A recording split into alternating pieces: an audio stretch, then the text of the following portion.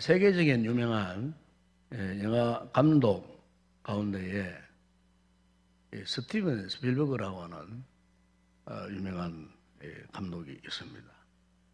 한때 세계에서 가장 영향력 있는 백인 가운데, 100명 가운데 한 사람으로 그리 선정될 정도로 자신이 만든 그 영화를 가지고 전 세계인들에게 엄청난 영향력을 끼쳤던 그런 사람입니다.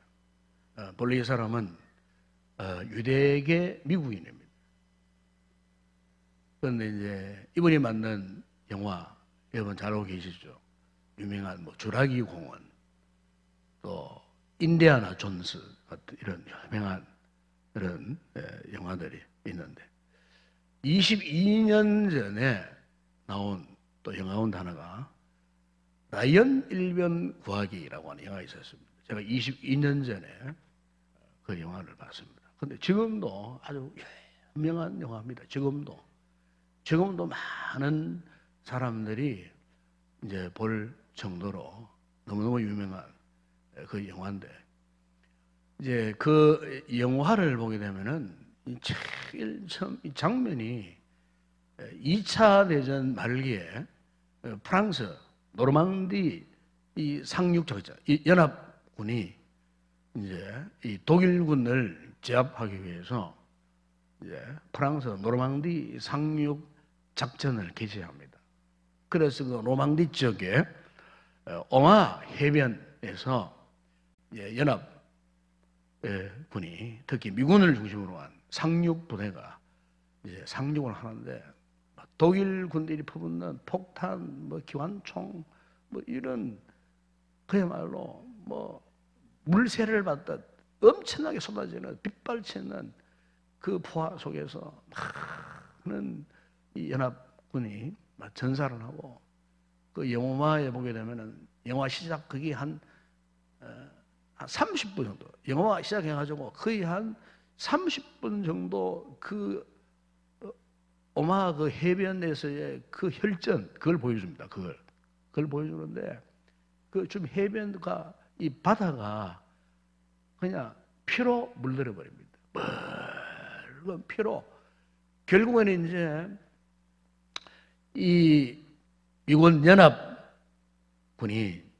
엄청난 희생을 하면서도 상륙을 해서 결국에는 이제 이 독일군을 이제 제압을 하고, 그 길로 이제 2차 세계 대전 마지막 종전을 향하여서 이제 치닫는 그 마지막 2차 세계 대전의 그 말미에 관한 그런 이야기를 시작을 하는데, 그런데 이제 그 장면이 끝나고 나면요, 이제 무슨 이야기가 이제 나오냐면은 미국의 어떤 가정에 아들이 4명이 있었어요. 사형제가 있었어요. 이 사형제가 2차 대전에 참전을 했다가 첫째, 둘째, 셋째 아들이 다 전사해버려요. 그래 마지막에 그 가정의 막내만 지금 살아남아 있는 거예요.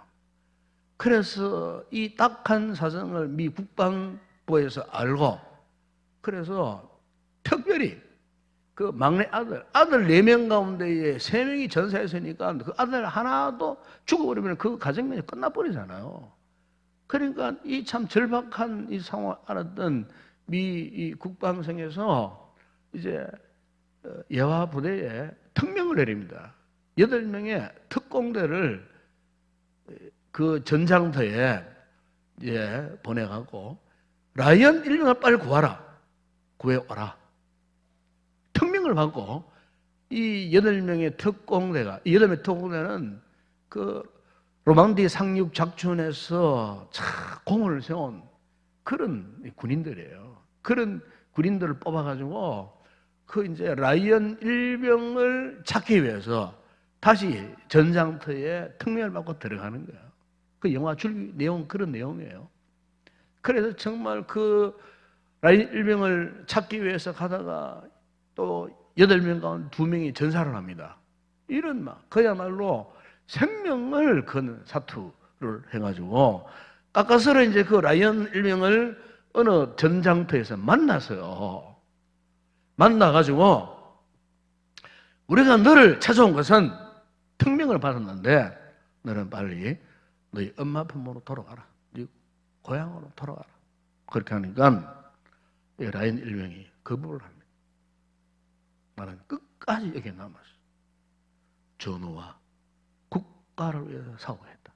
참, 그 영화에 그 장면이 너무너무 감동이 와요. 지금도 잊지를 못해요. 네. 많은 사람 같으면은 얼씨구 좋다 해서 그냥 거기서 벗어나서 고국으로 그냥 자기 고향 엄마 품으로 갈 수 있었겠지만은 이 라이언 일병을 거부를 합니다. 나는 못 간다. 안 가. 그리고 이제 그 영화를 보면은 참 이런 공통적인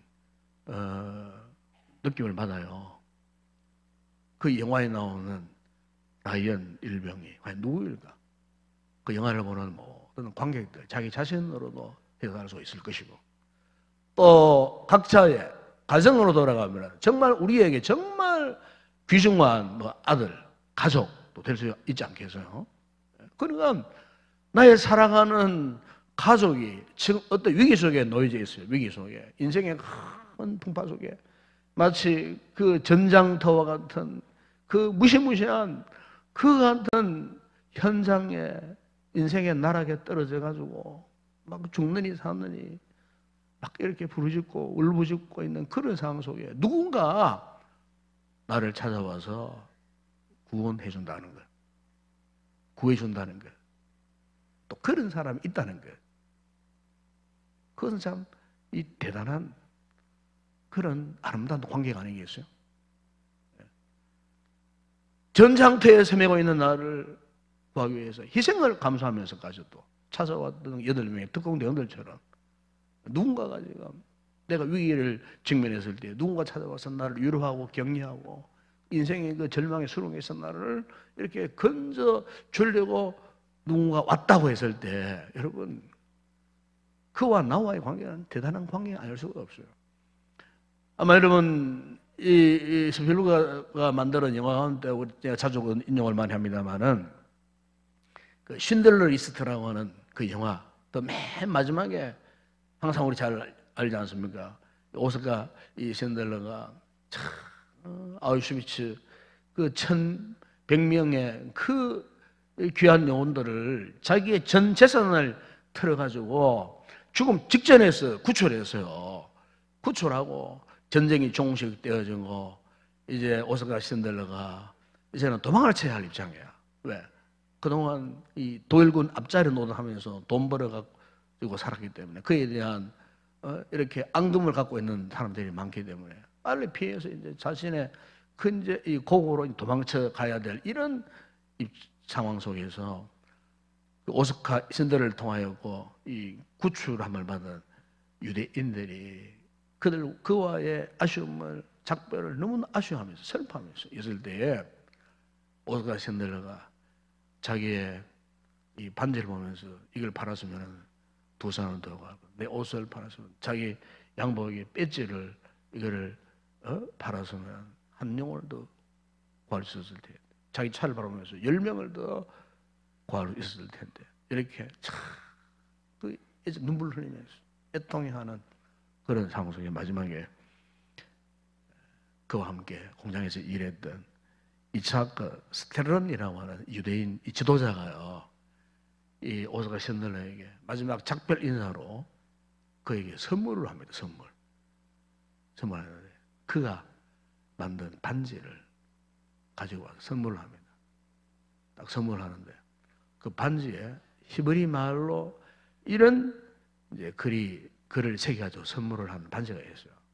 그 내용이 뭐냐면은 한 사람의 목숨을 구하는 것이 바로 온 세상을 구하는 것입니다.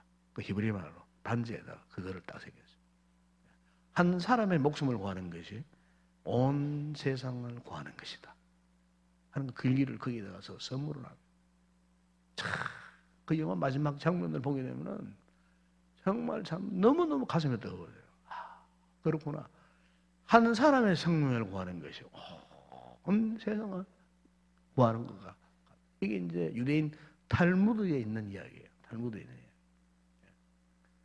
여러분 우리가 이제 이걸 감상해 보면은 참 우리의 신앙생활에서 여러분 보세요. 우리 믿음 생활에서 어떤 지도자를 만나느냐 굉장히 중요합니다. 자, 이 나라를 생각할 때 이 나라가 하나의 민족이 어떤 지도자를 만나느냐 하는 것은 정말 중요한 문제예요. 요즘 우리 사회를 보세요. 리더십에 신뢰를 갖지 못한 사회가 되고 있어요. 네. 지도자에 대한 신뢰관계가 다 깨어져 버렸어요. 그냥 온 나라 그냥 막 진영으로 갈라져 가지고 여기는 저기를 안 믿고 저기는 여기를 안 믿고 믿을 수 없어. 온통 비판이고 분노고. 지금 우리 사회의 가장 큰 위기가 뭐냐면은 지도자다운 지도자가 없다는 거야. 예. 물론 여러분 지도자라고 그 사람이 100% 온전할 수는 없어요. 그렇지 않습니까? 사람이 어떻게 100% 온전하기를 여러분 바라고 있겠어요? 예? 세상에 그 어떤 지도자도요 100% 흠없는 지도자 없어요. 온전한 지도자 없어요. 그러나 온전하지는 못해도 건강한 지도자, 건강한 지도자. 이게 더 중요한 거예요. 예? 건강한 지도자가 있냐 없느냐. 그 지도자가 그 지도자의 생각이나 의식이나 이 행위가 건강하면 돼요. 건강하면 돼요. 흠은 다 있을 수 있어요. 흠은. 실수는 다 할 수 있어요. 그럼에도 불구하고 그 사람의 이 정신 상태, 의식 상태, 행위가 건강한 거하고 이 온전한 건 달라요. 근데 우리 사회의 문제가 뭐냐면 지금 그 지도자의 리더십이 건강하지를 못하다 하는 이야기예요. 예. 그러다 보니까 보세요. 리더십이 건강하지 못하니까 그 높은 자리에 있으면서도 죄를 지어놓고 죄를 인정 안 하잖아요. 예? 불법을 저질렀어요. 뭐 개인이든 가정이든 자식 문제든 높은 자리에 있는 사람이 실수했으면 실수했다고 인정을 해야 되는 거예요. 절대 인정 안 해요. 그 끝까지 법원으로 가가지고 마지막 판결 뭐 끝나야 뭐 가부간에 그때 가서 보자. 그래서 막 수개월 어떤 재판을 보세요. 몇 년을 겁니다. 몇 년을 겁니다. 몇 년을. 뭐 대통령 했던 사람이나 장관했던 사람이나 뭐 할 거 없이 우리 사회가 자신의 허물, 자신의 실수를 이 불법 잘못한 이 부분은 이런 부분에 대해서 다 부정해 버리는 거예요. 핑계해 버리고 뭐 죄를 짓고도 책임을 안 지는 거예요. 이게 지금 오늘 우리가 안고 있는 이 문제 가운데 가장 큰 문제예요. 가장 심각한 문제예요. 그러니까 지금 어떤 리더십이 병들어 버린 거예요, 지금. 건강한 리더십이 없어요. 여러분, 오늘 본문의 이 내용도 마찬가지 이런 내용이에요. 주전 600년 전에 이스라엘이 이제 이렇게 분단된 이후에 북쪽 이스라엘, 남쪽 유다로 나눠졌잖아요. 그런데 북쪽 이스라엘은 이미 아수르에 멸망당해 버렸어요. 남아있는 것은 이제 유다, 남쪽 유다 왕국만 남아있어요. 남동 유다 왕국 그 위기가 왔어요. 그 남쪽 지역에서는 애굽이 유다를 삼키려고 점점 접근하고 있는 그런 찰나고, 북쪽에서는 바벨론, 신흥 제국 바벨론이 부상을 하면서 이제 유다를 삼키고 남쪽 그 애굽 지역까지도 넘나보면서 점점 그 세력을 이 확장해오는 이런 상황 속에서 이 두 세력이 온다는 것이 문제가 아니고 더 큰 문제는 유다 나라의 내면의 문제예요. 특히 지금 당면에 있는 이 유다의 이 지도자들, 유다의 왕, 그 당시에 이 유다의 왕은 누구냐면은 유다의 마지막 그 20대 그 왕이었던 요야긴 왕입니다. 아니, 시드기야 왕이에요. 시드기야 왕이에요.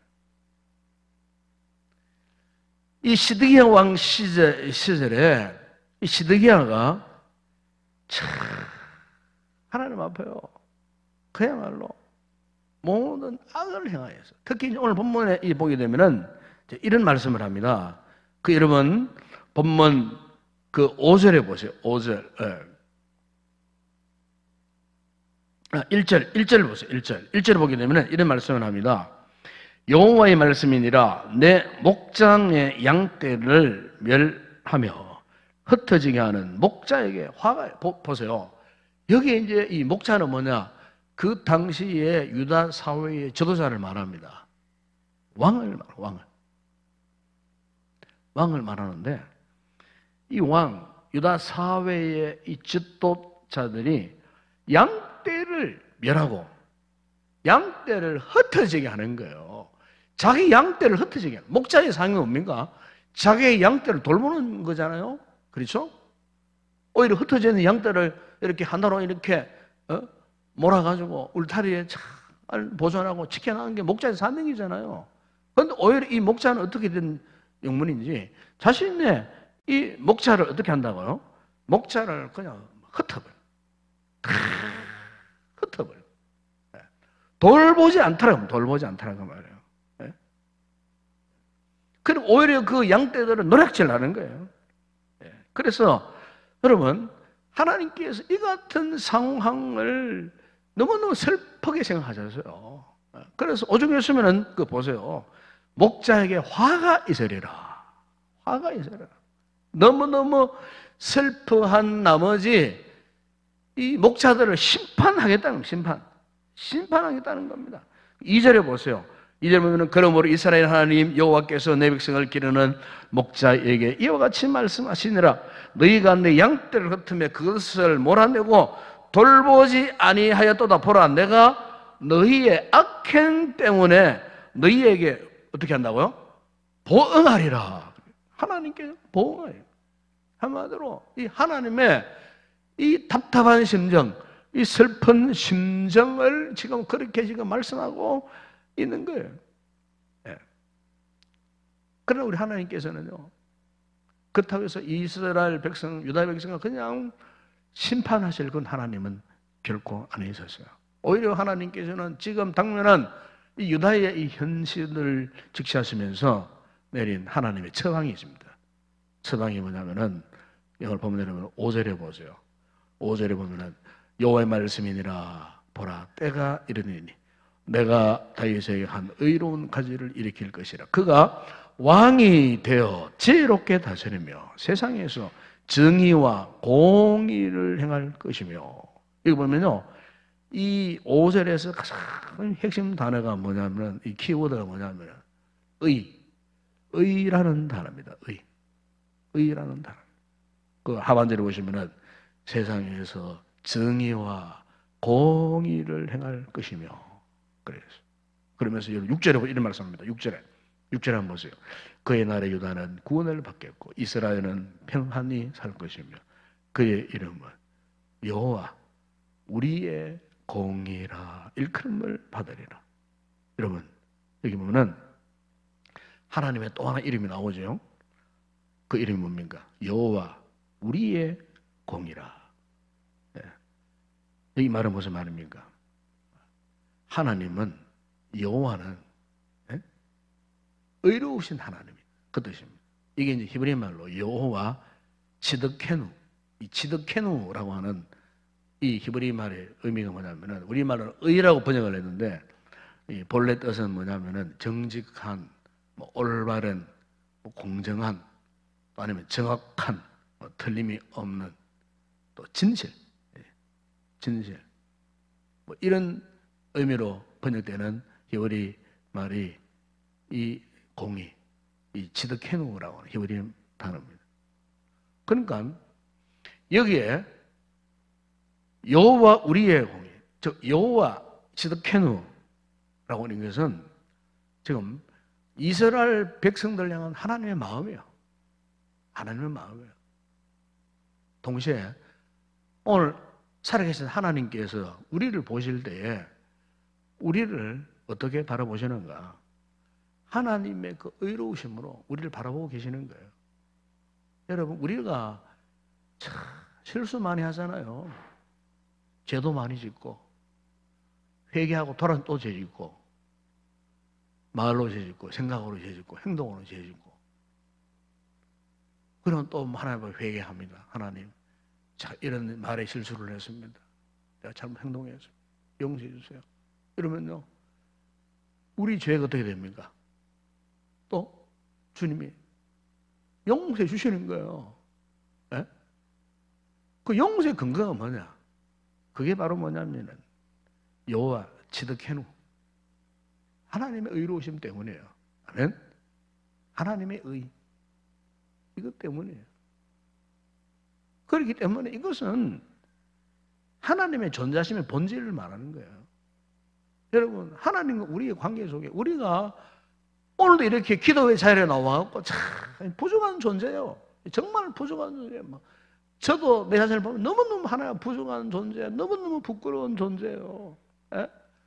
그런데 이렇게 참 부족하지만은 말씀을 또 준비하고 말씀을 대언할 수 있는 이 자리에 또 올라오게 하신 것은요, 이것은 하나님의 의가 아니면요, 감히 올라올 수 없는 거예요. 이 일을 할 수 없는 거예요. 여러분, 우리가 믿음으로 살고 이 구원의 은총을 누릴 수 있는 이 근거가 뭐냐? 내 노력이 아니에요. 뭐 내가 뭘 잘해가지고 나의 어떤 선한 행위 때문에 그런 거 아니에요. 네? 전적으로 하나님의 의요. 의. 우리 이걸 깨닫게 되면요, 그냥 하나님 앞에 그저 고개 숙이고 이걸 깨닫게 되면은 큰 소리 못 쳐요. 네? 그 하나님의 은혜에 감격하고 그 구원의 은총 속에 살고 내가 뭐가 잘나가지고 막 교만해하고 잘난 척하고 소리치고, 예? 사람들의 관계 속에서 뭔가 좀 내가 좀 더 나아 보려고 상대 사람을 짓밟고 디뎌, 그 사람은요 진정한 그리스도인이 아니에요. 응? 하나님의 의를 모르는 사람이요. 그런 건 자기 마음대로 그냥 자기 힘으로 그냥 의시되고 우쭐거리고 교만해지고. 여러분, 이 교회 안에 이런 사람 있으면 안 됩니다. 에? 이런 사람 있으면 안 됩니다, 여러분. 그런 사람은요, 하나님의 의, 여호와 치드케누의 하나님의 은혜를 모르는 사람이요. 모르니까 인간적으로 저 세상 사람들이 세상적으로 놀던 그 모습을 그대로 이 공동체 하나님의 은혜의 영역 안에서 그냥 그대로 답습해 가면서 하려고 하는데, 보세요. 하나님이 기뻐하시겠어요? 그런 모습 기뻐하시겠느냐 그 말이야. 이스라엘 백성, 유다 백성들이 지금 그런 상태에 지금 빠져 있는 거예요. 네? 빠져 있는 거예요.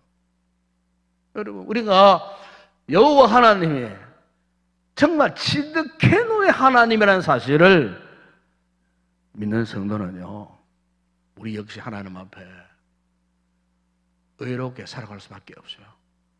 네? 우리가 의를 추구하며 살지 못하는 그 상태가 알고 보면은 가장 이 최악의 상태, 최악의 상태. 네. 의가 부재한 상태, 내 삶 속에. 여러분, 그것은 믿음이 아니에요. 네. 믿음이 아니에요. 은혜를 전혀 모르는 사람이에요.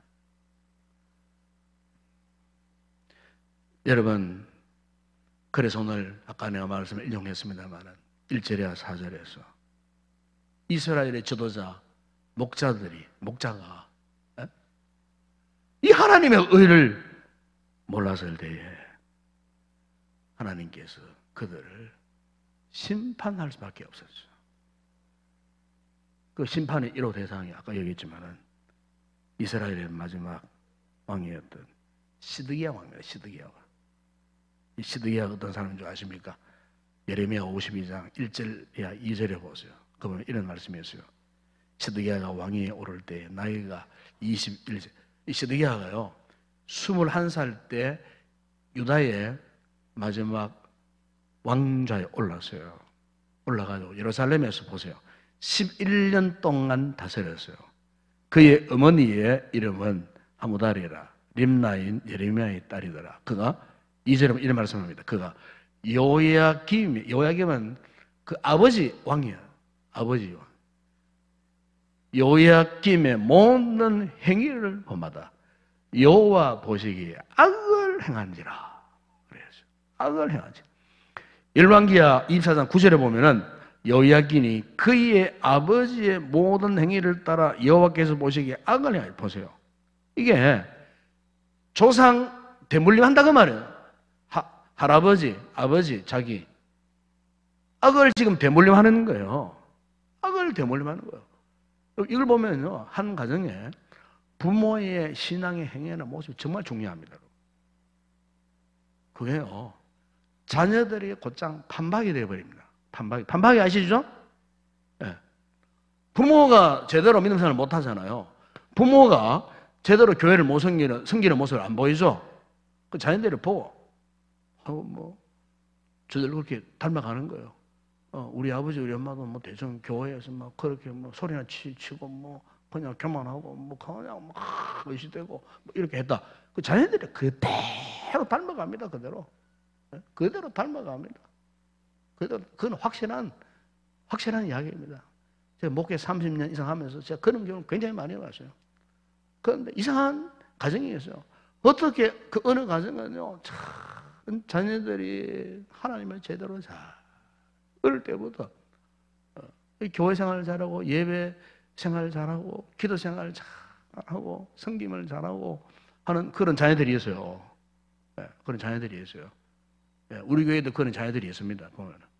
보면요, 그 부모를 볼 수 있어요. 그 자녀들의 믿음 행위 딱 보면 그 부모가 지금까지 어떻게 믿음 생활을 해왔는가 딱 드러나는 거예요. 여러분 그렇잖아요. 우리 주라 교사들 보세요. 아이들 지도할 때 그 아이들 행위나 말하는 거나 행동을 딱 보면은요, 평소에 그 부모가 이 아이를 어떻게 교육했나 다 드러납니다. 그 거짓말을 못 해요. 그거는 부모를 알 수 있는 그 우리 자녀들. 그 자녀들을 딱 보고 자녀들의 행동 거지를 딱 보게 되면은 부모의 행동 거지와 똑같아요. 그게 그걸로 그냥 그대로 반영이 되어지는 거예요. 그러니까 부모 따로 생각할 필요 없어요. 그 아이의 행동 보면 알아요. 그 무슨 말이냐면은 부모의 영향력을 자녀들이 그냥 그대로 받는다는 거예요. 시드기야가 왜 악행을 저질렀는가, 왕이 되어갖고도 왜 제대로 유다의 목자의 리더십을 발휘하지 못했는가? 그 아버지 요야긴의 행위를 그냥 그대로 답습한 거야. 그 영향력이, 잘못된 영향력이 그 아들 시드기야에 그냥 그대로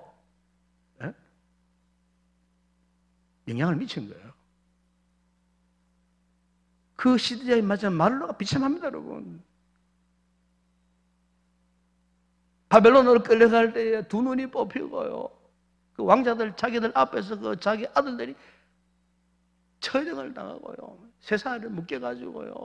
볼모로 바벨론에 끌려가고. 그 마지막 말로가 정말 비참해지는 거예요. 여러분 그 말씀을 그냥 보면 안 돼요. 그래서 여러분 잠언서 14장 34절에 보면 이런 말씀이 있어요.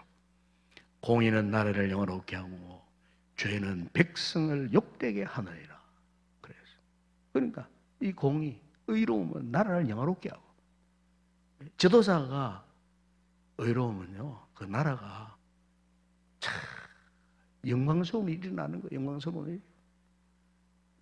그런데 지도자가 죄를 지어보세요. 백성들이 애매모호하게 욕을 당하는 거예요. 욕을 당하는.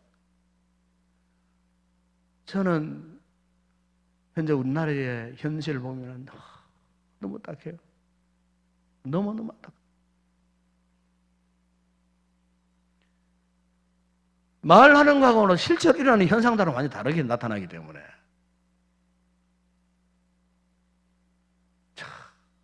이런 갈등들이 많아요. 나라 가지고 사업은 오열되어 있어요. 말하고 뭐 비전을 제시하는 거 하고 실제로 이런 현상하고는 딴판을 일어나니까 그렇잖아요. 자기 수족보다 잘 관리해야 되는 거예요. 자신의 수족이 지금 다 썩어 빠졌는데 맨날 그 편들고 말이지. 그럼 나라고 온전히 줄 수 있겠습니까, 여러분? 이거는 보수 뭐 진보 그 문제를 떠나서 하는 이야기입니다. 그렇잖아요.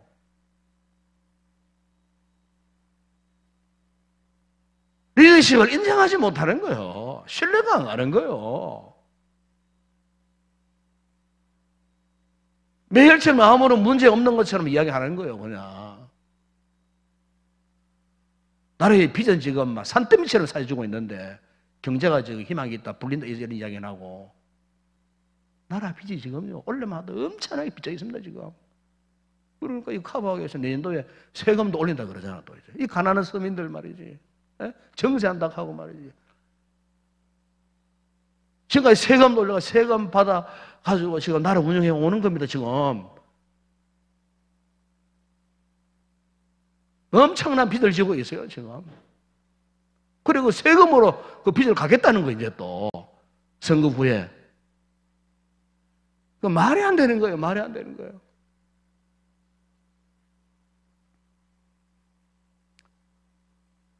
저도 작년에 세금 많이 냈어요. 세금 몇 개 들더라고요.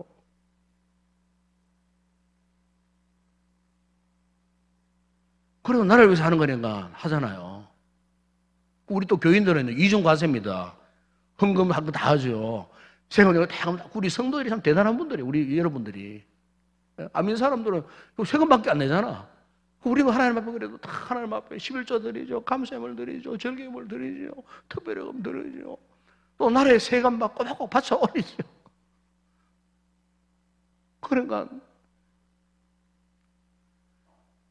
이런 일들, 이런 서민들의 딱한 상황을 안다면은 이 세금을 한 번, 두 번 아끼고 했고 어쨌든 나라가 공정하게 말이죠. 의롭게 이렇게 참 하루속히 나라 회복될 이런 일들을 해 나가야 되는데 그렇지 못하는 상황에 놓여져 있으니까 많은 사람들에게 원망이 일어나고 불평이 일어난다는 거예요. 그래서 저는 오늘 결론적으로 이런 말씀 드리고 싶어요. 여러분, 사람의 의로움은 결코 믿지 못합니다. 사람이 아무리 잘나도요, 그 사람의 의로움은 오래가지 못해요. 오늘 본문의 결론의 내용이 이거예요. 그래서 여러분 4절에 보세요. 이렇게 말씀합니다. 하나님께서 내가 그들을 기르는 목자들을 그들을 위해 세우려니 그들이 다시는 두려워하거나 놀라거나 잃어버리지 아니하리라. 여호와의 말씀. 그러니까 하나님께서 세우시는 목자들, 하나님께서 너희들의 파괴된 이 삶을 회복할 수 있는 새로운 지도자를 세우겠다. 목자를 세우겠다. 그러면 우리의 진정한 지도자, 목자가 과연 누구냐? 오늘 본문 여러분 5절이야 6절에 보세요. 말씀합니다. 여호와의 말씀이니라 보라 때가 이르니니 내가 다윗에게 한 의로운 가지를 일으킬 것이라. 그가 왕이 되어 지혜롭게 다스리며 세상에서 정의와 공의를 행할 것이며 그의 나라의 유다는 구원을 받겠고 이스라엘은 평안히 살 것이며 그의 이름은 여호와 우리의 공의라 일컬음을 받으리라. 보니까 여호와 우리의 공의, 이 하나님, 공의의 하나님, 그분이 누구냐? 다윗에게 한 의로운 가지에서 나오는 그 하나님. 여러분, 그 하나님이 누구시겠어요? 장차 오실 예수 그리스도. 그가 왕이 돼요. 그가 왕이 돼요. 그가 왕이 된다 그랬잖아요. 그가 왕이 돼요. 지혜롭게 다스릴 것이다. 세상에 정의와 공의를 행할 것이다. 이 말은 무슨 말이냐면은 이 사람의 지도력은 온전할 수 없어요. 완벽할 수 없어요. 그렇기 때문에 우리 성도들이 기도할 것이 뭐냐? 나라의 국가 지도자를 위해서 기도하거나 아니면 교회 저도 위해서 기도할 때 꼭 이걸 기도하셔야 돼요. 하나님, 예수님이 이 나라를 다스려 주세요. 예수님이 이 나라의 지도자들을 다스려 주세요. 예수님이 이 나라의 뭐 정치, 경제 모든 부분을 주님이 다스려 주세요. 주님이 이끌어 주세요. 우리 교회와 우리 성도들이 해야 할 기도 제목이 이건 줄로 믿습니다. 예. 사람은 온전할 수 없어요. 사람은 완벽할 수 없어요. 예? 그렇잖아요. 예? 그러니까 그 사람을 다스려 갔으니까 누구라고요? 예수 그리스도예요. 예수 그리스도. 예? 하나님의 의로우심에 통치를 받아야 되는 거예요. 여러분, 다니엘서 4장 25절에 26절에 보면은 어느 날 이 느부갓네살 왕이 꿈을 꿨어요. 꿈속에 막 엄청난 큰 나무, 하늘을 찔 듯한 그 엄청난 큰 나무, 막 그 잎이 막 아름답게 막 번성해가고 막 거기에 막 풍성한 열매를 맺는 이런 꿈을 이 바벨론의 느부갓네살이 꾸고 있었다니까요.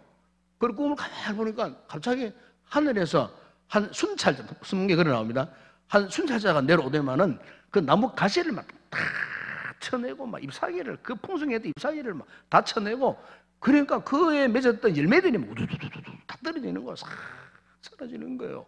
그러니까 이방한 사람이 이 꿈에서 막 너무 해괴한 꿈을 꾼 거예요. 너무 해괴한 꿈을 꿔가지고 이 꿈을 이제 이 다니엘을 불렀어요. 다니엘을 불러가지고 도대체 무슨 꿈이냐 한번 해석해봐라. 해석한 그 내용이 다니엘서 4장 25절에 26절에 나옵니다. 그게 보게 되면요, 제가 말씀 읽어볼게요. 왕이 사람에게서 쫓겨나서 들짐승과 함께 살며 소처럼 풀을 먹으며 하늘 이슬에 젖을 것이요 이와 같이 7때를 지날 것이라. 그때에 보면은 지극히 높으신 이가 사람의 나라를 다스리시며 자기의 뜻대로 그것을 누구에게든 주시는 줄 아시리이다. 다니엘이 감히 대제국 황제에게 그걸 이야기하는 거예요. 당신 말고 지극히 높으신 이요. 누구예요? 하나님이에요. 하나님이 사람의 나라를 다스리시며 그 하나님이 자기의 뜻대로 그것을 누구에서든지 주시는 줄 아시리이다.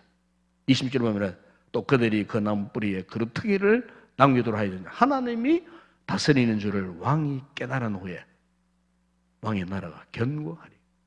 무슨 말이에요? 바벨론 제국이 지금 당신이 다스려가는 것 같지만 아니다 그 말이에요. 누가? 하나님이 당신을 통해서 이 나라를 다스려 간다는 거예요. 여러분, 중국 대륙이 지금 참 이 코로나19 용어가 바뀌었더구만. 코로나19로 그야말로 오늘 뉴스를 보니까 이미 뭐 진짜 뭐 1,500명 이미 그 이상 죽었다 그래요. 죽고 지금 뭐 그 어떤 통계를 보니까 그게 10한 몇만까지 지금 자꾸 이 통계를 감추니까 중국 정부가. 그러니까 막 일파만파로 막 그냥 그 더러운 이 병균 세균이 막 지금 확산. 우리나라는 조금 좀 주춤한 상태인데 아직 우리도 못 믿습니다. 여기까지. 이제 계약이 되어지고 중국 사람들이 막 들어와 아는 거예요. 아직까지는 우리가 마음먹으면 안 되는 거예요. 계속 손 청결해야 하고 해야 됩니다. 마스크 끼고 기침하는 분들은 아직 모르는 상태입니다. 그러니까 이제 중국은 지금 막 계약업소가 확장 되어가는 거예요. 제가 늘 그 말씀하지 않았습니까? 이 시진핑이 하나님의 이 교회를 참배하고 특히 후베이성의 그 우한 지역을 종교 특별 개혁 지역으로 지정을 해놓고 거기에 막 지하교회 다 참배시키고 예배당 파괴하고 막 십자가 다 끌어내리고 중국 대륙 전체에 지금 막 수천 개 교회가 이제 다 문 닫고 선교사 다 추방시켜버리고.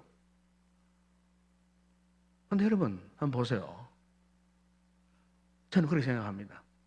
하나님이 과연 그 광경을 그냥 보고만 계실까? 하나님께서 1억 3천만 명의 중국 기독교인들이 눈물을 흘리고 울면서 무너진 예배당, 지난주간 영상 보여주잖아요. 그 벽돌 위에 앉아갖고 울면서 통곡하고 찬송 부르고 그런 상황 속에서도 예배당 틀을 지키고 그 예배를, 주일 예배를 드리더라 그 말이에요.